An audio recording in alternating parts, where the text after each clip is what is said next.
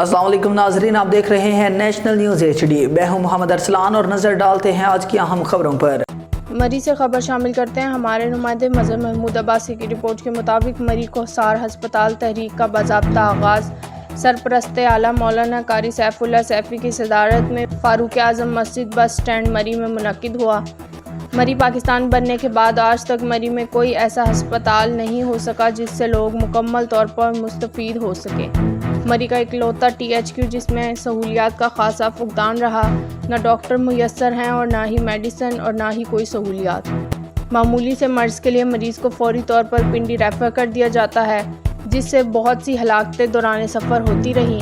ان محرومیوں کو ختم کرنے کے لیے کوہسار ہسپتال کی تحریک کا آغاز کیا گیا ہے، جس کی سرپرستی قاری سیف اللہ سیفی سر انجام دے رہے ہیں۔